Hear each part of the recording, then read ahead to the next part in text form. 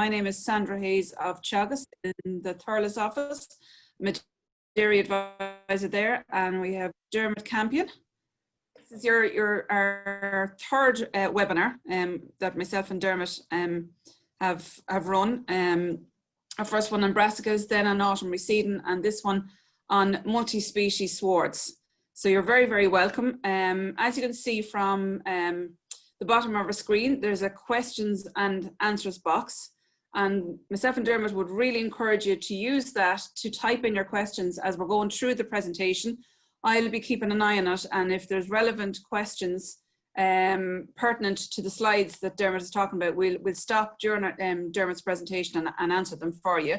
You don't have to leave your name, you can if you want, and we'll go through them as best we can. The reason for the types of these webinars for both of us is that due to the COVID-19 restrictions, we're unable to host events like both of us would have done to get this information across to you. So we're finding that the webinars are very, very good. This one is live and it's being recorded so that people will be able to watch this back from the Germinal website. Not right, Dermot? Yeah, it is. If anyone misses it, it'll be sent out in a couple of days' time. Perfect. Probably get rid of all my bloomers, and then I'll be okay. And my error with the seeds at the start. Actually, we got an unbelievable uptake on this. Of all the people ringing about where could they, or what time they could see it, multi-species seems definitely an interest more than any. Yeah. We would find that as well ourselves, you know, what's it all about, where can I go and see it? So hopefully this presentation will answer a lot of those questions. So yeah. Up and run, Dermot. Yeah, we'll start at that. Is just at the end of the presentation, there is a kind of a questionnaire or a place we can leave that you know, if you like the presentation, what you'd like to see changed, possible other topics you'd like us to cover. So we'd welcome the feedback on that. Thank you. Sorry, Dermot. Okay, no bother. I think actually that's what is a multi-species, because I think most people are actually asking. I think maybe that's why they're on tonight, because they're actually not sure what is the story of multi-species. Yes. Really, is herbs like you have chicory and plantain, legumes, vetches, everything. Maybe some people would actually call it weeds, but it's not. It's actually things that will actually be a benefit maybe to the organic matter, to the soil structure, to the animal. There's a lot of research going into it now. I spoke to yourself, Sandra, that it's 15 years ago since I was in New Zealand, and this was a major part of their the diet of animals. Yeah. So it's not something new, but it probably is a little bit more new for ourselves. And I think we're learning as we go along. I don't think there's anyone could stand up maybe in Ireland and say they're an absolute expert on these multi-species. No, that's for sure. We're trying to get our bit to the audience, and any question they have is not a stupid question, because a lot of people are afraid to ask. So maybe by the secrecy of the questions and answers, we might get a lot more interesting stuff. Yeah. So, yeah, I'm a bit the same yourself. Like, I would have had exposure when I seen it in 2014 in New Zealand, and then over the last number of years on farm visits to England, Scotland and Wales, and it was used a bit on dairy farmers over there. So that would have been my level of exposure until clients of mine working with yourself have, as I say, taken it on and want to put it in practice and see, does it work for their farms? Yeah. I think that's it. It's horses for courses. Everything doesn't fit the same person. Just look at it and see how you get on. There might be something in it and there might be not. But we're not saying this is the gospel according to Saint Dermot. It's not. It's something that people might look at, and I think they should look at, but it's not for everyone. Okay? No. Why grow a multi-species? So it does improve the soil structure and increase organic matter, and I think that's a major thing. We're often finding a lot of land, especially coming from tillage the organic matter and the soil structure is often not that very good. There's often pans inside it. Yeah. Pans inside in our silage fields for machinery and stuff. So we're trying to improve protein of the swards with legumes, that's clover and the like. Clover or protein, I think, is going to become a major one because the world is changing and we're all looking at bringing protein from Brazil and South America. Yeah. Is that going to stop? Are the EU and the likes going to say, no, we don't want that anymore? We'll have to produce more homegrown protein.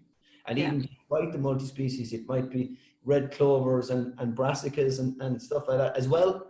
The whole agricultural thing is changing, and this is just a part of it. You could reduce your fertilizer inputs on a multi-species. That is a known fact. That is another major thing that's coming down the line, and you're seeing that on farm. And I know you have experience of cutting their fertilizer and seeing can they get away with it. The nitrate directives are there, and for people in derogation might find it harder and harder and harder to get these derogations. I don't know, is it possible in 10 years' time? Maybe, but we have to change. If there's changes coming, there's no use changing when we're forced to change. It's easier to do it if you know it's coming. Yeah, it's like all of these things, as you said at the start, Dermot, it may fit into the cog of, into somebody's cog of the wheel of their farm. It may not, but it's good to have the discussion and have the debate and know the information in advance of possible changes. And some of the things you mentioned there, like, producing crops with high levels of protein. Now, I'm not stating everyone has to go organic, but when I was in a different unit with Teagasc, there was a lot of farmers that were well able to produce silage crops with very large amount of red clover and a terrific high protein crop, for wintering cows and cattle. So these are things that we have been doing in the past, not maybe many, but it is possible. It's not reinventing the wheel. No, and if we go back far enough, the market for red clover was actually bigger than white clover. And there was always red clover used in it. It is a high protein silage if you want. Yeah. I think there's a future for that as well, and we're working on it ourselves in Germinal. But another thing, but anyway, just increased animal intake. We have seen reports coming from lots of places, UCD and more, are telling us that there is a better intake on the animal, which is a good thing. And diversity on farm. So if soil structure, the animal is doing better, reducing our fertilizer, some people say, God, it's a no-brainer, but it still mightn't suit certain situations. Yeah, exactly. Exactly. I'm not saying we're not forcing anyone into this. I love this photo. It's probably my favorite slide of the whole presentation. You can see on the left is the perennial grass. So you're talking about any of the aber varieties that we'd have or whatever. You can see the root structure doesn't go down majorly doesn't have to, maybe. So some of the multi-species that we'd have here, and some people are looking for, and some people don't want. So like there's birds truffled, burnet, chicory is a big one that most of the multi-species guys are looking for. The root structure, I've seen, and I know for a fact that chicory has a root that could go down 2 meters in New Zealand in the Canterbury Plain, where there's no irrigation. You can the only thing that's green in the summer. It just goes looking for water and it'll stay going until it gets it. So if you can imagine having a massive root structure, so if there was flooding or anything, that it actually helps to break open the pans and takes the water down quicker. This is probably helping the soil. So we cannot see that underneath the ground, but we know it's working. Cocksfoot has probably been used a little bit in Ireland, not an awful lot. The organic lads would use it. Lucerne is another option. Meadowfescue. Sandfern. It's absolutely a beautiful plant if you have it, especially for hay. The smell is beautiful.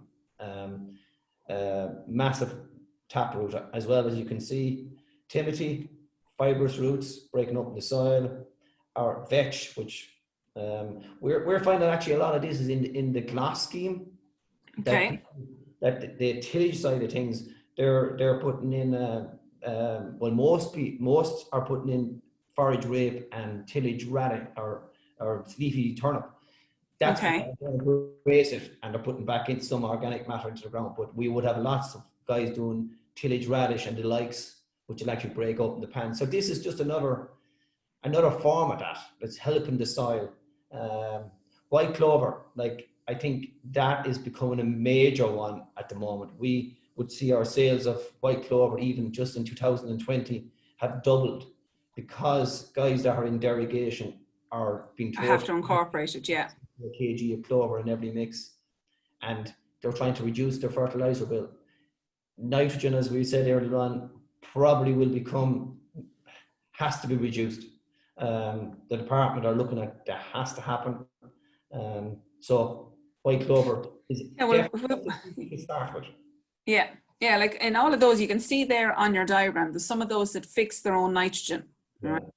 Right? So a question might come in, Dermot, when you're kind of mentioning about the tillage guys that put, the radish in or anything like that, that kind of is just kind of over the winter time. Yes. These plants that you're talking about putting in, if people have got I don't want to do multi-species and I have to grow it every year, the mixes that you do up, like with the chicory, the plantain and the white clover, they're put in, and I know from the clients that I have doing it, they're in a number of years and they're growing quite successfully.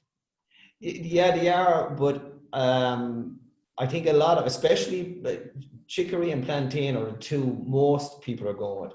But yes, I think our grazing practices will have to change. From what I'm hearing in some of the trials, if we go to this 3.5 or 4 centimeter, I don't think some of these plants will survive. So it's a learning curve for everyone. So some farmers are actually putting in a paddock and seeing how it goes and treating it as if it's the same as any other paddock. But from my experience so far, I can see some of them can actually disappear in a couple of years. But we can rejuvenate those paddocks again, like we rejuvenate with clover and stuff. And you'll see that later on. Great. Okay. But it really is, try it and see how you get on, and see does it last. And every farm is different and every farmer is different. It'll suit some and it mightn't suit others. But if our livestock units are getting lower, you might see this working better. Maybe on high stocking rates, I don't know. Okay, there's a question there that might link to in something you're after saying. What is the growing point or grazing height of the various species? I think you'll come to that in one of your... Yeah, but that is the major one. Okay. Red clover has a crown on it, and it's like the back of your hand on the table. It's above. It's not like white clover, and it can't take too much hardship. If you go lower than that, you destroy it. Chicory is the same. Plantain is. So I think it has to be above 4. Okay. It could be actually 5, and someone could be 6. I know Devonish are looking at this and UCD, and they're saying that they might go in at higher covers and graze and leave more. Okay. That will be total different mindset for the dairy farmer. Maybe the beef and sheep farmer won't find it as much, but if you hit some of these multi-species hard, they will not last. Okay. So the whole concept of our grazing will change and needs to change if we have these to last. But we're working on it, and we'll see how we get on. Okay, another question there. Is there any research, Dermot, you could point towards, or maybe after, on the percentage increase of organic matter in any particular time frame with the multi-species lays? Has anyone done it long enough to see how the not in increases? Ireland yet. Not in Ireland yet. Maybe New Zealand if they... Maybe New Zealand, but I think actually a lot of the multi-species, the best information's come from there. And in fairness to our friends over in England, and they've been at this a lot. But it's sort of we're trying to bring it into, see can we get it into more highly stocked, and that's where will it work. But the organic matter does change. Like it's only a couple of years. If you turn your soil and your crows or pigeons aren't landing, taking away some worms, there's something wrong with our soil.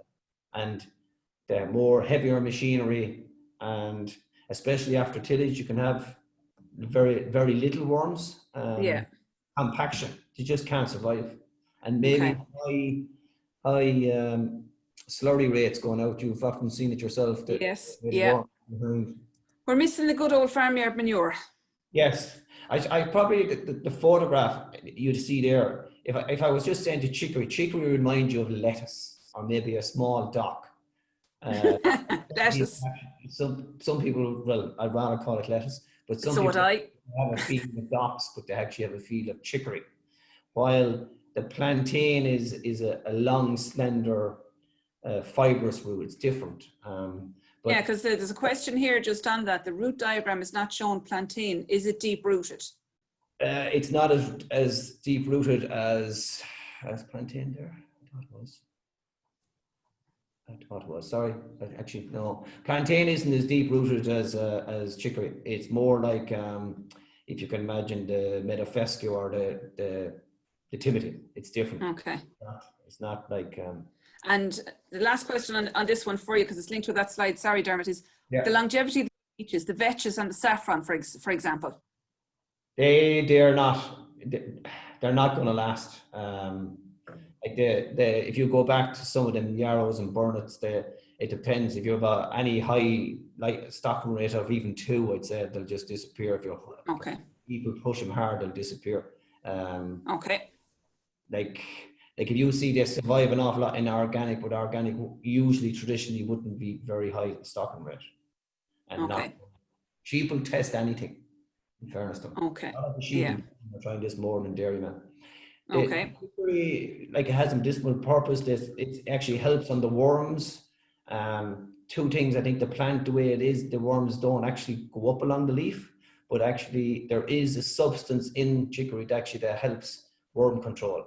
There is actually back from New Zealand, and especially on sheep, they're actually finding less worm inside in sheep. Even though I know a guy that's actually trying it and he didn't see any difference, but that was we were all on chicory. So again, we all have to try these things and see how we get on. But it could be a series that the sheep might need to be exposed for a long period, just one grazing season. And that is something that we're seeing, that there is resistance to some of the worm doses. So this is where a lot of people are going with the chicories and multi-species. Do you have a healthier animal? That's what we're finding.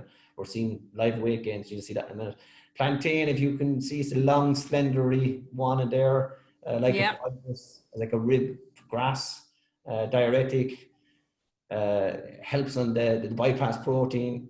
In summer growth, actually, from what I'm seeing on farm, plantain could be the best option for Irish conditions. It doesn't mind hardship. It doesn't mind rain. It can take more cold. Has a coarse root structure. But I think it could be, for me, the best option. Chicory, yes, but plantain first. Chicory just doesn't last. Great, it's a brilliant species, but I'm finding it hard in on farm at the moment. And the two you're after talking about there, the chicory and the plantain, they would be plants that we would find in our hedgerows. And they could be in wild meadows as well. So this species is putting them into a mix with a ryegrass and some white clover, and we'll see further in your presentation, it's grown conventionally.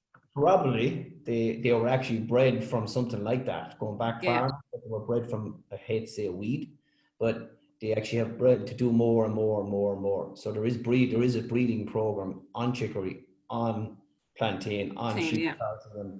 They're just other things that we've often getting asked for: birds, truffles, sandfun, not as much. So if someone wants a special, I've actually seen lots of mixes coming over from other parts of the world.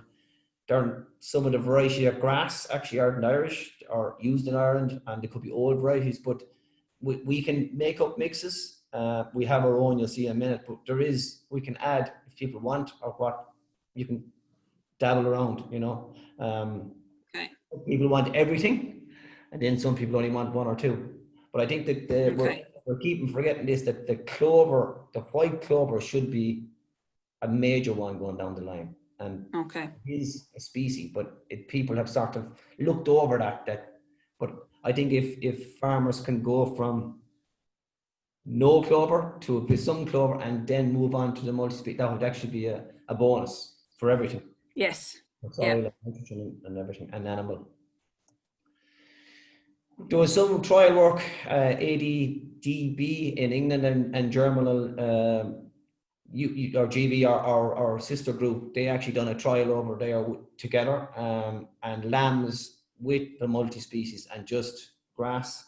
There was a 360 gram per day towards the 190. They had cows that did between 2 and 6 litres of milk more per day, which is massive. And there was an increase. They were actually finding an increase of dry matter per hectare but with less fertilizer. And that's where we're seeing, again, some people can reduce their fertilizer. Is it a benefit? Yes. Is it a benefit of the world? Yes. Is it a benefit to our pocket? Yes. So and I know UCD have done a trial, and there's definitely another trial going into Curtin's farm, Teagasc in Cork. We've put in. Yeah, they have a good bit put in. Yeah, I think it's about 60 acres. I think roughly we were supplying. I think it was Abergane, Aberchoice by itself, Abergane, Aberchoice with clover, and then a multi-species started with Metafescue, chicory, plantain, and clovers, white clover, and lip. So it'll be very interesting to see what comes out of that, because that will be a herd of cows and how they get on. And as you say, that's the only way we're going to find about these things. Yeah. Both the research farms and the guys you know and the guys I know that are trying it as well. Like I even had a farmer that's even looking for, he wants to do 10 acres because he's been talking about enough of it, now he wants to try it. I hope he's listening in. on my experience on when farmers ask me what the benefits, and mainly I'd be talking about the under the ground benefits with soil. I see a big plus there. The farmers that I know that have put it in, we're keeping in touch with them. We're finding out. So far, they haven't seen anything. Let's say the first thing the farmer's going to say, what's the difference in the tank? There's no difference. So if they were on grass beforehand, they go graze the multi-species, they are holding on par with production, fat, protein. There's a drop or anything like that. They're consistent. So, but what they are seeing is less of a need for the use of the fertilizer. Growth when it's grazed properly and in going in at the correct cover, and you're going to outline that I know later on, but finding that they're not needing the same amount of fertilizer. We get questions on that all the time when people put in the clover mix, but this one is kind of standing out that you don't need as much. Well, especially if you put in, like we have as a kg of clover in our mix there, like that will be bringing in the nitrogen as well for mix. So there's benefits, lots of benefits here. And I know some people will probably could be listening tonight and say it's not, forget about it, they're not interested. But we'll keep saying it's not for everyone, and we'll work and see how we get on. But we have to get back to trial work, especially when the likes of Curtains that will be on Teagasc and UCD and Devonish and the likes. But really on farm farmers that are just trying bits. I love hearing back information on them. And I know you're the same, but it's great for them to come back and tell us what's working and what's not working. But that's the only way. Same when they go reseeding with clover, because everyone says, oh, it all works on the research farms, but it never works on farm. But we actually do have cases where it's working very, very well on farm. Yes. Yeah, and this will be the same, hopefully. That's just our standard mix that's on the shelf. It's brine to Ballantyne, 2 tetraploids, Drumbone Aberchoice to 2 diploids, and then the Puna chicory, Tonic Plantain, and a kg of clover. Okay. Like I as I said to a guy today, I think I'm here 20 years, and 5 years ago, if we sold a couple of bags, we would be probably a miracle. But now I think it was up to 500 acres. And we would say there's definitely a couple of thousand acres in the country going into I'd say this year alone. So it's going to grow. We'll have more information coming back. Brilliant. That we are expecting, the yields, and that's the protein, 19.7. Yeah. ME, which is the most important thing. If you have a high ME feed, you have a high ME. The guys in the UK were working with Waitrose, and the green image is very important, and farming partnership. They would actually, I think that's where a lot of this could even change. We might see a lot of our Irish co-ops, or maybe our beef sector, saying that this is what they want. They want lower fertilizer. They want more animals killed off grass, multi-species, healthier animal, greener. Yeah. This is, Before you go on to the next one, Dermot, I just want to hit in. There's a good few questions after coming in there. Right? okay. Some of them you might be able to answer they might be further on the sides, but one there, what DMD does modern cocksfoot? Yeah, anything like that off the top of your head? It depends on when it's grazed. It's like anything. Cocksfoot is not as good as a perennial as regards DMD, but if you had a silage, it depends. It's really about, could be 10 units lower than a perennial. It's not as good, but it then has purpose. Okay. The next one from a colleague of mine as well. Can the crop be easily ensiled? How many weeks normally between grazings as well? So 2 questions there. So can the multi-species that you've seen be ensiled? It can be ensiled, but it's like anything. If you cut it and it's a lot of leaf, it has to be wilted, but it does disappear fairly quickly. It's like any plant. But if you have a high clover content in a silage mix, it's the same thing. Okay. But it does wilt fairly, especially chicory. It's like a lettuce. As I said, if you can imagine putting lettuce out, it'll just disappear. Yeah. Oh, the other one was the grazing. Will that be able to enter this? Because I know from the clients, how many weeks normally between grazing? Same as what? Same as see, we're trying.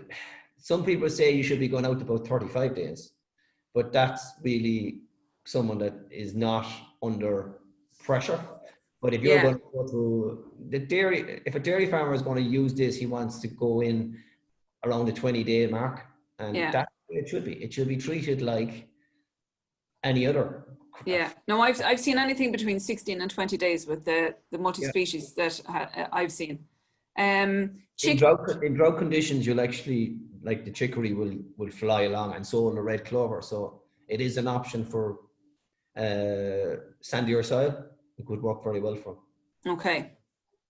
The agronomy. Chicory. Sorry. Yeah. Yeah. Chicory is hard to keep in the sward. The do's and the don'ts. I think you kind of cover that with don't be grazing down too hard. It. Yeah. If you're hard on chicory, it'll disappear. If it overgraze, it doesn't like it. It's got a higher growing point. If you cut it too short in a silage mix, it just won't last. And that's the feedback coming back from nearly everyone that has it in trial. Okay. Could your mix of the species rich be moved or could be tried on wetter land? It could, but again, chicory doesn't like it really wet. It loves it dry. Okay. Plantain likes hardship, so I'd actually be putting plantain more than anything into my wetter or more challenging fields. Okay. Okay. And the last one we'll take in this section before we move on. Farmer Ian, we've grown cocksfoot on sandy ground successfully. The production of the mixes in the trial plots in Athenry seem to favour the drier ground and is proven to work in New Zealand in the better climate. How would all of these mixes survive in heavier ground, especially in parts of Northern Ireland? I think you explained just there in the previous. I think that's actually one. I don't think I would put in chicory in. It actually, if it's going to be anyway cold and wet, I don't think I would put it in. But I would try more plantain. And if he wants to go even Timothy wise, which we traditionally put into heavier land anyway, and some of your late diploids, then they will probably be more hardier than a tetraploid. Okay. But it's more important as well if you go to grasses to get the grasses that's more quality in them, so you get a better clean out. Okay, it's good. A few more questions, but we'll let you move on, Dermot. And I was just going to come back to them. The agronomy of this chicory and plantain. Yeah, might answer some of the questions. I would say put it in about 0.75 kilogram per acre in a mixture. I think it's a massive seed rate. Some people are going up to 1.5 kg. I might do it at oversown because I'm not expecting the whole thing to work. Okay. Maybe oversown is kgs enough, but it's like everything, like we've often spoken, but to get clover into a field, you have to have good soil contact. If you don't get it, waste of time. Just give me go to the pub if it's open. Good summer growth and drought tolerance. That they do grow. They love chicory, especially loves the sun. It will grow. It'll go down the taproot. Will stay going down and down, and it will just stay coming. As I said, in Canterbury, some of the were on no water at all, and you just see them all over the hills as you're coming up to them. And there's no issue with that, Dermot, if we did, let's say if somebody put that in and hit a bit of drought, let's say next summer, and the chicory and the red clover was in the mix and everything else wasn't doing so good, that can still be grazed, the chicory and the... Yeah. Okay. Like 2018, yeah, I had chicory in Ireland and red clover. That's got a very massive taproot as well. They grew and grew, and that probably was the only thing that was actually anyway green anywhere in the country. Okay. But other things just stop. Well, plantain will stop because it has its root system isn't as deep. But once it gets a drop of water, it's amazing. It just returns. Okay. Very resilient. So. Yeah, we control. Okay. Of these, and that's one thing people would have to understand. Multi-species. Get your weeds sorted out beforehand. Okay. But I spoke to you the other day that I've seen guys putting this in the fields that they thought was going to be very weedy. Yeah. But the competition of the chicory and plantain smothered out a lot of the weeds that were in the field, and they had less weeds coming on the reseed. But I would think that if the chicory and stuff starts dying back, your docks and stuff will appear. So I would say you should actually spray off your ground for docks and thistles, and then maybe oversow. And we'll go to oversowing, but oversowing really is like the clover broadcasting. Okay. It does give competition to sward, which is a good thing. Competition is always a good thing, even for. Just mention as well the residual effect of those sprays, Dermot, and what they can do. Oh, massive. It's actually only this year, and it was through a multi-species guy, and you know him yourself, that had put out, I think it was Aberclyde or Abergain this year, and he was spraying it for weeds. And after 5 weeks, and then we broadcast our multi-species actually last year. And it didn't work, but it worked only in certain pieces of the field, and we couldn't understand what it was. But patches. It was where the sprayer was turning, and he left the bit that he missed, and that's where the multi-species grew. So we went back and checked the can for chemical residue, and on it said leave 3 months, but we hadn't done that. But we went back and sorted it all out, and he has a fabulous. I've seen it, seen the patches, and seen the good job. Yeah, but like that is something even we wouldn't have never thought of ourselves. Is actually only from trial and error. And even on clover, we often went out to fields maybe, and we were wondering why our clover wasn't working, but probably the same thing. Yeah. The environmental benefits of multi-species, like to the pollination, you have more bees and earthworms. I think that's another thing we're seeing in Germinal the last couple of years is actually wildflower mixes. And we're all going back to more sustainability and green and biodiversity. And I think we'll see that more coming because of the EU, the cap payments. There's going to be, to get our money, we're going to be told to do other things. Yes. We never get the same money for doing the same things. And it's coming. Soil structure, brilliant, and the rooting system. Reduce your fertilizer, which water is a major thing in Ireland now. You just have some of the water is polluted, and they're blaming the farming sector in the wrong, but we have to sort of do the best we can. Good practice is what we need. Nitrate runoff, we maintaining that green image is probably very important for the future. Yeah, it's always very easy to give out outside your own doorstep. I just say, look, people in glass houses shouldn't throw stones. So if everyone has their own house in order, and the other one can get found out. If farmers are making a concerted effort, even if they don't put in the multi-swards, if they don't put in the clover, if they reduce their fertilizer input, that's where the start is made. Getting into the water courses. and actually be brave enough to make those decisions to reduce the nitrogen. And we all go with a high, because you always did, but maybe we start trying things on our own farm. Yeah. Reseeding a 10-point plan. I think everyone has heard me talk about this. Soil testing, old sward, fine, firm, fertile. Our lime is very important, but it's the same as anything. We're reseeding a field, so it's the same as doing any reseed. Okay. Grass or grass with clover. There's no difference. Graze frequently once. You can do the pull test. If I showed you this 3 weeks ago or whatever it was about the autumn reseed, it's the very same, but it's just that we're talking about multi-species. Yeah. I think this is a massive option for people. Okay. Like in the clover wise, because we've no clover friendly sprays are gone. EU taught us we have to use all this clover, but then they took away the spray. So I think even for multi-species, we can sow our fields of grass. We can put out our weed spray and wait for our residue to go, and then we go and make sure our soil pH is right. No butt of a grass underneath, and this is actually into even old swards and try and rejuvenate them with a multi-species, and it is working. As I said before, controlling your weeds before you're sowing, major. That's vital. That's vital. Don't do it otherwise. Don't even bother. Don't waste the time. A great time to do is after the first or second or third cut. And have your soil fertility right. Yes. I can't stress. I know it's your number one. There's really no point in doing any reseed unless that is you to say get your P's and K's and your soil pH right even before you seed. So the same goes for clover and the same goes for the multi-species. Yeah. You've often heard me, I've said if your P's and K's are wrong and pH are wrong, get them sorted first and don't dream of reseeding. Do it tomorrow. You can't afford to do it, get that sorted, and then wait till you're after do your reseeding if you have to. It's ideal.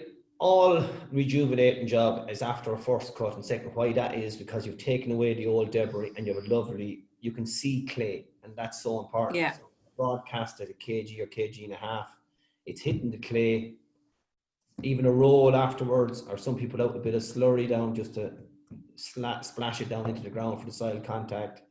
Up and down 2 directions. Often guys be saying, how do I do it? Up and down and cross. You won't miss too much of it. It'll come. And probably you'll get asked, Dermot, is there a particular type of machine? I know you would never advocate any particular type of machine. I don't advocate do this. I don't advocate machines because I don't sell them. That's the first thing. Maybe I would. But I don't advocate machines because I think it's actually more important. It's got to do with warm, moist weather. If the ground is warm and moist, it doesn't matter what way you put it out, you have a great chance. If it's a drought, I would say the machine should be left in the shed, and you probably should pull back and don't do it. I think sometimes machines get blamed for weather rather than it could be too wet as well. Like there is, but I always amuses me where people be talking about one lad is saying it's a 9 buck, another lad is saying it's a or whatever. Yes. So, I get the same question. Yeah, I just don't. I don't see. It's actually more important to get if you have the right weather. And this year has been tremendous. We had a drought early on, but the back end, like there's some reseeding done on a Wednesday and it's up on a Monday. Like that, Yeah. I've never seen it happen before. It's a while. Reduce the fertilizer for the main. It's very same as your clover. You don't need to. Okay. Yes, this is an important slide. So graze at low covers for a while to keep that light down to the bottom of the sward. It's so important than anything. And even any rejuvenate, even if it was just grass or clover or multi-species, the same thing. Graze at low covers and try and get it down to that 4 centimeter. But when it gets going, if you want the multi-species to last, you have to increase that, I think. I'll have to be proven to me that I'm wrong. Grant, I understand. Yeah. At the moment, avoid taking heavy cuts of anything on multi-species or clovers. We'd always say that for the first to keep that new little seed coming. And again, pH, P's and K's, so important. Okay. Keep this fertilizer out there, lime. It's just looking forward. Like there is the UCD are doing. There's a green lamb. I think Devonish, as I said, Teagasc are doing some. There's going to be more and more research done, and we're going to see more and more data coming out on animal production on these. If they're right, we're going to see better biodiversity, sustainability, but we have to get the research before we can make massive statements. And I think there is too many people standing up and saying things. But the green image, like it's 13 billion, Board B came out in 2019. I hope with Brexit coming, that will be always the way. I'm worried actually myself. And this one I had to laugh when it was actually Phil Hogan said this, as I said. He said, we have to get serious about sustainability in our agriculture. He was dead right. He should have got fairly serious himself. But it's like we said before, it's like the buzzword, but I don't know. Just any questions there? Yeah, I'm going to have a look because we have a good few, and I'm going to this view here. Yeah, we've gone through the best way to sow them. So the best way to sow them is either your direct or oversown plan there, or oversown. All right. The oversown is just double the rate that you'd normally use in the straight reseed. Yeah. Now I'm going to spell this out. I don't say I'm going to pronounce it right. It's a clover as silk, Yeah. Yeah. Any advantages versus clover on the recommended list at the moment, Dermot? We actually have, it's a hybrid. Avora is the variety we'd be using here. We have pushed waiting for the trial work to come back. So hybrid is usually better, but I'm not going to make any statement on it. We're using it, but I'd like to see some data coming back itself. But it's on paper, it looks good. Okay. One that both of us will be able to answer. Grass measuring multi-species, would plate meter be too inaccurate, and is cut and weigh the best option? Personally, I'll go with the cut and weigh, because what you'll have with the chicory and the plantain, you could have the head of the plantain. You know, it's very narrow with kind of a flower head on the top of it. Yeah, and it could distort, if that was out at the time, it could distort the measurement on the plate meter. It's something I should have said, that sometimes when it goes to steel, it goes to head, it cannot taste the greatest, and you'll see guys will cut it to bring it back into shape. The plantain can do it, and chicory can do it. You'll have flowers, but if you have that vegetation, cut and bring it back into shape, or graze it very tightly, but they might not like doing it, the animal. Okay. Question here on the cost of the 12 kg bag. If you don't want to say it on air, they can give you a ring in the morning. I say retail, it's somewhere in the mid-80s. Okay, all right. And plantain is not cheap. Plantain is not cheap. Okay, I know a question I asked you earlier on in these. The seed for this is not produced in Ireland. Most of the chicories and plantain were produced in New Zealand. That's where all the work has been done. We would work with a seed company over there and get a lot. It's not, no. Okay. Just going back on, there'll be a mixture of sort of questions I'm coming with now, Dermot. Just on the red clover roots, how deep do they go? I've seen them go at least a metre. They're they're like a chicory, very massive taproot. But again, the crown, again, like at the back of your hand, you can damage them very easily. Don't like to be overgrazed. Usually for us, we'd actually, for red clover, we some of the Aber Claret and Aber Chianti, we're trying to get 4 to 5 years out. It's quite hard. I would actually let one of the cuts of silage go a little strong, and you go to flower and it tries to rejuvenate itself. That's the only thing you can keep red clover in a sward. Doesn't like hardship. Yeah, I've only seen kind of red clover do a 4-year kind of go. Yeah, that's quite good. Flowering. Yes. Yeah. Question here then on rotation for grazing. Anything 20 is 25? One question is 25 too long, and is 25 to 30-day rotation more suitable? I know from my experience with the guys that have it in dairy, they're going 16 to 20 days, but they are extending it. They're using it as their normal rotation. They're not. Yes, I think it has to be because of the plant. It has to be treated like that. If your system is 16 to 20 days, yes, it has to fit into your system. And it is where I've seen it. Unless you're going to change. But okay, if you're a beef sheep man and you're able to go out to 25 to 35 days, that suits his system, and you might get it to last longer than that because you won't be grazing down to the low cover, and it probably does. Traditionally, we'd see that this suits the beef and sheep more than dairy. But we're working on that. We're working on that, exactly. Yeah. Can they, yarrow and burnet, etc., easily be replenished? They're harder, they're smaller, it's a lot harder. A lot of TLC there. Okay. Let's see, what is the best system of sowing? We've done that. He said, I failed to get germination with trefoil and sandfon. Shouldn't you fail to get germination on? Yeah, on those two. I wonder was there chemical used beforehand? Yeah, we're finding that out now. So could be. Could be. So, somebody might be able to follow it up. Everything should germinate anyway. Yeah. It's like anything. Like I know that if your friend, he's put in them and they worked. So I can't. Wouldn't.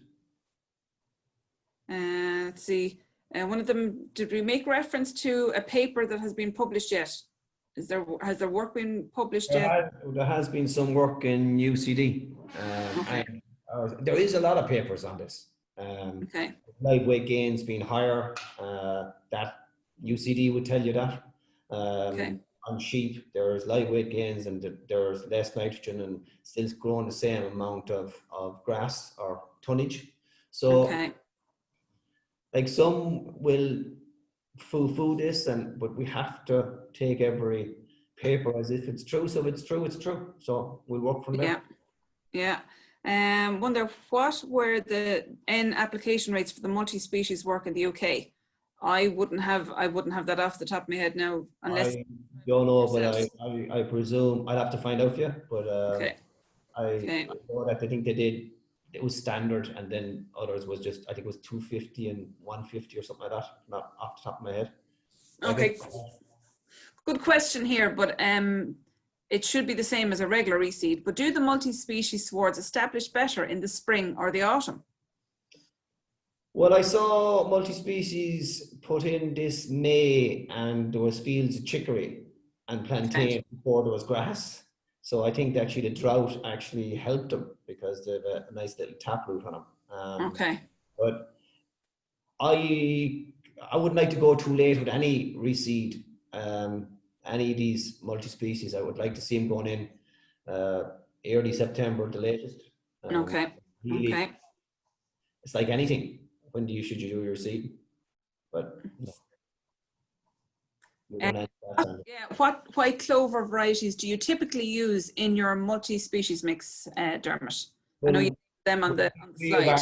We've Aber varieties here, so we've used a lot of Aberhurd and Aberace. Aberace small leaf clover can take more hardship, I think, actually. Aberhurd is a small medium, but really I wouldn't go above a medium. I would actually always be looking to I'm a bigger fan of actually small leaf clovers. I think they actually could be a better benefit for persistency. So we have another variety called Aberlasting that I know I've put out in some farm, and it's a cross, it's a hybrid. The idea got his name Aberlasting because it lasts. So I get some people to try that on farm in grazing situations. We think it would last longer than any other one. One here, in Germinal mix, there are no other grass species. Why not? There is. That person means that we should be putting Timothy and maybe Coxwood. Yes. We do if they want. It's just if requested. if it's requested, but ours, that's just a standard. If we wanted to do just multi-species, I could have 10 mixes outside plus the red other 50 or 60 or 100 I have as well. So we just want to keep things simple. But if anyone requests Timothy or cocksputs, less tetraploid, more diploid, I have no problem doing anything like that. We're a grass seed company, so Yeah, like I know I've clients. a bag is my. I'll go to half a bag or half an acre. It doesn't matter. If it wants to be done, we'll do it. So Yeah, like I'd have clients even for particular mixes, you know, which particular land types would contact yourselves and you'd mix it up. So that's that. we do thousands of acres of specials here. Okay. It's not a problem. It might take a little bit longer. So even people with multi-species and they want something different, Okay. give us a ring. That's what we're here for. That's grand. Okay. This question we've answered in the presentation. How do we control docks and other grassland weeds in a mixed species, or you done beforehand? You control your docks and any grassland weeds you have before you attempt to put in, and that should be the case when you're doing a clover reseed with grass or just a grass on its own. Same thing applies. Yes. We have successfully direct drilled clover into perennial ryegrass swards. Could plantain be directly drilled, Dermot? Yes, very same. Very same. Low covers grazing, reduce your fertilizer, keep the light to the plant. It's very same. And I'd actually probably think we're seeing more and more white clover, chicory and plantain going into guys looking for 50, 60, 100 kgs of it and so on. That, well, it's like anything. So a couple of kgs to the acre, but don't do all your farm at one time. Try and concentrate on a couple of paddocks, get them sorted and move on. And you've heard the same, Sandra, I think. Same advice as with the clover. Yeah, yeah. Question here, are they nitrates tested before grazing? Is there a risk of nitrates poison? I wouldn't think so. I've no evidence myself back, and I wouldn't have heard of that when we were at New Zealand, because I know where I seen it first with the species was Lincoln University. Yeah, when we were questioning them, there was no issue that, you know, with that. I've never come across it. You can I've seen something like a brassica or something is very high in protein, or they can get affected. You'll see some animals might get sick, but it might be the very odd one, but it's like anything, it's same thing. Yeah. Don't let them gorge on it would be the, you know, don't have them hungry. You know, so the first grazing at a lower cover would be vital. Yeah, yeah. Sowing windows, same as what we have with grass and grass. They're probably basically the same as clover. Yeah. Like, you know, for establishment. You don't want to be putting out this in October and expecting it to be there in the spring. Don't know whether this is a question or a comment, but weeds are what are left after grazing. Might look like that, but I don't know. Does that mean the grass was cleaned out? It does take the animal a while to get used to. Yes. Especially. Yeah. And that's the feedback coming from any farmer that has it. It takes them a while, but once they get used to it, they'll actually clean it out. But I've never heard that before. But it does take them a while to get used to multi-species.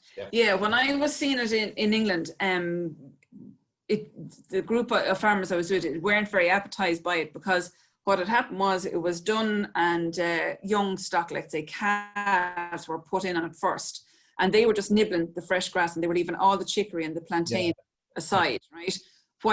And then naturally the cover was getting stronger and stronger, and the calves weren't eating it. So it's vital for the first grazing to get, you know, stronger stock, whether they're, you know, weanlings, heifers, bullocks, dairy cows, you know, and calves, or, you know, young lambs in it. Yeah. Get that proper grazing first. Yeah, but it does take a while to get used to the big time. Yeah. Are chicory and plantain the only species that will oversown with any success, Dermot? I have seen birds, truffle and sandfun done. They're bigger seeds, so you can try. It's the management afterwards. Like they will strike, but how are you going to keep the light down to them without overgrazing them? But you can try. It can be done. Any of them can be done. In theory, anything can be done. Only that, like we actually do a mixed herb for horses. And what it is all those only in smaller volume, about a half kg, and guys have actually broadcast them and they work. But it's all got to do with the husbandry afterwards. Okay. Low covers, don't overgraze, reduce your fertilizer. You can do anything. Okay. This is kind of a comment on it, and probably something you'd be talking to a lot of the breeders of the grass, the developers of the grass, you know, over in England and Wales. But in terms of dairy nutrition, this person just mentioned, should plant breeders not focus more on the crude protein of the new varieties coming on the market? For much of the grazing season, cows are in way excess of the crude protein of the diet. I would see that with grass diets at certain times of the year. Many forage samples coming back at 28% plus crude protein during the summer, which is not utilizable. There's been so much focus on crude protein and concentrate. Should the same emphasis not be put on new forages when they come to the market? It's a good comment. It's probably a comment, but I think there's an awful lot of, if you have a 28% protein in grass, why is their feed being, it shouldn't be feed really. Should it be getting, yeah. I don't think so. It should be getting a bit of fiber more than that. But I think there's a lot of it as well as the nitrogen that they're using. Are they using too much nitrogen and shoving possibly, yeah, on these plants? And is that a problem as well? I've spoken about this as well to you, and you know where I come from this. Yeah. I think it's not only is the grass, but what are we doing to the grass? We're driving it management, grassland management. Yeah. Okay. But it is high protein, but will we get a reps grant to sow multi-species? I wouldn't be surprised. I don't know. Okay. Not much, but I think watch this space. Do you have the inside track, Dermot? Yeah. If I did, I'd be buying an awful lot of multi-species tomorrow morning and have them in the shed. But I'd say it could be an option down the line. I think there's going to be, I have my own views, like as you know, I think there could be more margins in our tillage, more for bees. We could see more trees. It could be just one of the boxes. It could be, I don't know. It's not going to be alien. Like it was in the last grant or in the last GLAS scheme, you know, for tillage farmers. I think they're starting with the derogation, putting clover into all our grass. Yeah. I think if that becomes a success, that's a major one. If we can reduce our fertilizer, if we can help our water, if we can help our soil, put in more clover, more red clover as well for protein. Maybe more. They might tell us to sow more homegrown protein. That's for not to be traveling around the world bringing protein in on boats. I assume there's not a way of controlling docks and thistles other than spraying off and over sowing. Yeah, you're dead right. Unless anyone here comes up with anything better, that's what we have to go with. Will springtime seeder with electric broadcast seeder be effective for over sowing? Sorry, I missed that. You went out. Will springtime seeder with electric broadcast be effective for overseeding? Yeah, it can be done. It's like anything. You can, as long as you're broadcasting into, and you can hit soil, no problem. Yeah, it can be done that way. Okay, and leading on from that, then, would grazing be? Could sheep tramp in the seed? Is the question. I've often said about clover, broadcast your clover on the last grazing. And any animal will knock the seed into the ground. It is a benefit, definitely. Okay. Even cows or, soil contact. And leading on from that, is there a recommended sowing depth by any chance, Dermot, for the plantain or chicory? Is it? Yeah, I would rather see it on top of the ground than going in too deep. And I think can be a problem even with grass seed. It really, an old man used to say to me, it should be the width of your nail. So then my nails are not that bare, tiny. It should be only barely under the ground, if anything. Okay. So rolled into soil would be enough. Doesn't have to go. Okay. What am I comparing? No, that's not really a question. Why do you have to avoid spreading nitrogen so that the grass doesn't compete? Is kind of a question mark. Simple as that. Yeah, you're not trying to on the you're answering your own question, Claire. Yeah, that's it. Okay. A comment here, in a shown uplands environmental plan here, trialing 20 farmers establishing diverse swards this year. So that's great. Yeah. I want to know. I think you answered this one already. Retail price kg of chicory and plantain. Retail. Is there, I think they're just short of 20 euro, 16 to 18 euro, somewhere around there a kg. Okay. Okay. Comment from Ian. Thank you, Ian. Very informative meeting. So you're doing well, Dermot. Keep up the good job. How late do you believe could you sow multi-species, assuming dry, warm soil? How long is a piece of string? But yeah, you might get the sowing in. Yes, it's dry, warm soil. But if lots of wet weather comes in October, like if I was a betting man, if I had raid tomorrow morning, I would probably do it, because it looks like the 10-day forecast there's no cold nights coming, and that's where if the temperatures drop at night, the soil drops. But it looks good at the moment. Last September was very wet. If you remember, there was very little winter crops went in, and I wouldn't been saying it last year. This year is a different year, but it can be trial and error. It just to get established. But if you go too late, you have the likes of chickweed coming in, and that is a disaster for any. Yeah, hard to get out. Yeah. Question I probably would have put to you the other day when I asked you about the seed was, why can't the seed be produced in Ireland? Enough of the parent stock, I'd say.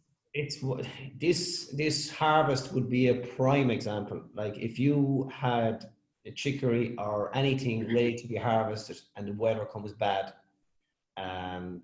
like this year, and it'll just field. So you have something that's worth a lot, and you cannot depend on Irish weather, as we all know.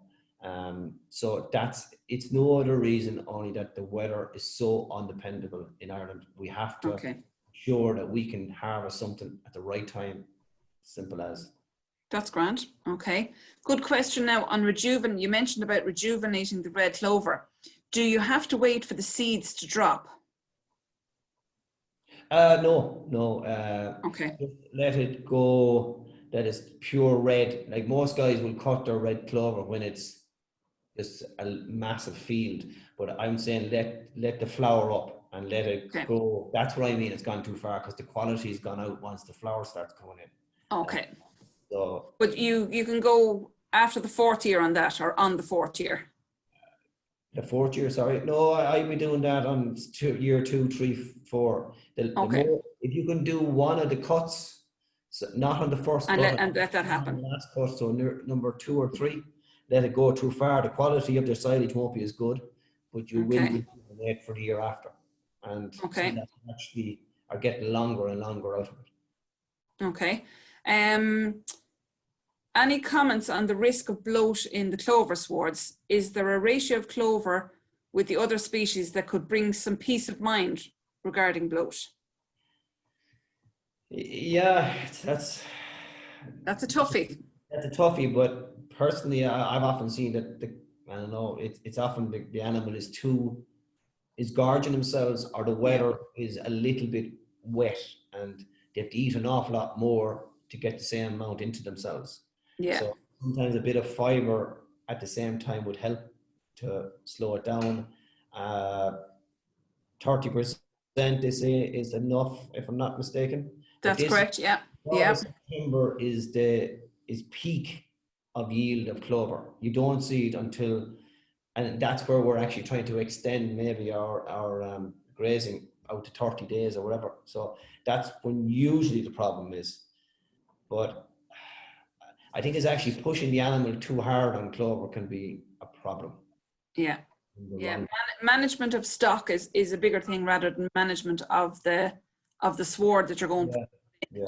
Yeah. Okay. Somebody wasn't sure that they might have missed it, but the annual NP and K requirements of the crop, it's reduced nitrogen, but it's different than if you have your grass sward. You manage this like you manage grass, or you manage grass and clover. Exactly. Inputs, but the P and K, if required, is the same. If you want to push it, you push it, but you probably don't need to. It can take less nitrogen. Okay. Tomas is wondering what level of nitrogen would typically be used in a dairy situation, kg per hectare. Look, Tomas, that for me depends on the stocking rate that the farmer is working with. You know, a lower stocking rate, they're going to use a lower amount of fertilizer. I know that in the situations that I'm looking at with the multi-species and the clover and grass, mid-season, a lot of farmers are going with a kg of nitrogen per day or even less than that. So if they're on a 20-day round, they might be using anything from 15 to 20 kgs. That's what they're using. Farmers are really starting to cut back on the mid-season nitrogen application. Yeah, some. We need to see more, but it's definitely a positive gain, so it is at the moment, and those doing it, because they're growing the same amount of grass. And I wonder, should they be cutting back on their first cut as well? But that's possibly. Trefoil likes low pH and Sandfile likes a high pH is a comment here. Yeah, that's true. So, okay, try to get the balance between the two. Exactly. Some of them actually like. That's why a lot of then multi-species were often used in low fertility and low pH, and they won't do very well. Okay. So again, horses for courses. Yeah, and then back to your reference of using the sandfile for the harvesting for the hay or the silage. How often? How many cuts can you get if you have the sandfile in? You said it's. I know that the only experience I have, your man was getting 2 or 3 cuts on it, but that's okay. One of those guys that just cuts hay, more hay. Okay, what did you say again? The callers asking what was in the chicory to reduce the worm count. I think you mentioned it before on your slide. Oh, sorry. It's 2 things. I had to ring about this today, but it's got the plant itself. Is the worm actually can't actually climb it, and then the oh yes, yeah, okay. And then there's just it's some sort of it's a chemical. Simplest way of putting it is a chemical inside it that it's just more. It just reduces the worm content inside the animal. It's okay. just make up of the leaf itself. Okay. Comment here. Obviously, somebody that has put in multi-swards species. Chicory seems to be more sensitive to urine patches. Interesting. I've never heard that, but yeah, quite interesting. No. Can bird's foot and sandfile work well in cutting? Yes. Yeah. No problem. I think we've had this one again. How did chicory and plantain do on wet ground? Again, chicory doesn't really like the wet, and plantain does. Just as regards, just going back to the cutting, make sure you're not cutting to the very low, leave it a little bit higher so the growing point is not being destroyed. Good point, yeah. And the last comment we have on this one is just a few on the chat one I'm going to go to now. Dermot, we'll be finished up shortly. Any chance we can get the slides are recording? Yes, James, you can. All slides and this whole thing is being recorded, so all the questions will be there as well. So in a couple of days, on Germinal site, Germinal site. If you're registered, it'll be sent to you anyway. If you're registered, and if that person, I know he's on, it'll be sent to you. But it'll be on in a couple of days. Okay, I'm just checking now for one more section. Okay, have 9 acres of multi-species set nearly 4 weeks ago, establishing well. Is there any need to top dress with nitrogen?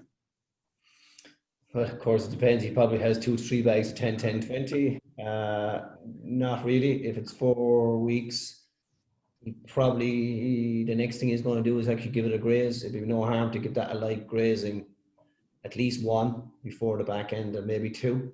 And maybe, well, officially you're not supposed to put any fertilizer out for 15th September. So I know what I do. Okay. If you have we won't mention that live. Okay. And just the last one was on soil fertility. We've kind of answered it before, but we'll just readdress it. Soils that are index 1 and 2 for P and K, lime has been addressed. Will the seed strike? Or do I have to wait until I hit index 3? No, they'll strike, but I presume he's putting out P and K at sowing, and over time it'll take 3 to 5 years before he'll bring those P's and K levels up. But Yeah. even taking out the lime, the natural P and K will rise. You'll be surprised. Yeah. The lime again is the cheapest fertilizer. If you bring your pH from 5, whatever, up to 6, your natural, you'll actually probably go up to index 2 by doing nothing. Yeah. So, but it will strike anyway, at least. But what happens then? You just have to feed it, and little and often is better than parsing it out. Yeah. I'm looking forward to seeing this fall, all of those people, especially with the lime. As you said, there's a lot more clover incorporated this season, Dermot, and we are seeing that because of the derogation. I'm looking forward to seeing the benefits that some people that haven't spread lime in a long, long time are going to see when they go spreading their fertilizer next year, that they're going to get more bang for their buck, and they won't need as much because they have risen their pHs. Yeah, without a doubt. It's a very old message that we hammer, but it's so vital. If you can just get your pH right, you'll see major differences on your farm. It's funny that people are being forced to put out lime, and instead of wanting to put out lime, and they'll see a benefit. They will. They will grow more grass. Simple as. I'm just going to double check, but I think we're nearly there on all the questions, Dermot. So it's let's see, is there nothing there? No, no, we have that question answered on the P and the K and the lime. So just from my view, education again, Dermot, and like as I say, every day with me is a learning day for the clients that have already put in multi-sward species. We'll continually, both you and I will gain as much data we can, and we'll try and get it back, whether it's via webinars or hopefully in the future farm walks or events. We'll try and get that information back to you. One of these, when we learn more information, it's a learning day every day. So why not? And as I say, the people that are on this will be emailed a recording of it, so they'll get to listen back if they've missed anything. That's true. You happy, Dermot? Any other final comments? I think actually, again, when I go back to the point, is it's not for everyone. We're learning every day. If they want more information, they know who we are. We'll try and act, and we'll try and help, and we'll try and make up mixes if they want. Keep an open mind, and we'll see what happens. But if we only could get the white clover established first, and I think we have major benefit, and then we can move on to multi-species and what suits us on Irish conditions, which is very important. Yeah. Till the next one, Dermot. Don't forget they can sign up, or is a survey at the end of this, is there? Yeah, a survey if they'd like to fill in what they liked, what they disliked, what worked, what didn't work. Yeah. See us again or not, Dermot. Again, thanks a million. Appreciate it. No problem, my pleasure. Really good. Okay. Bye-bye. No bother. Talk to everyone soon. Bye for now. Bye-bye.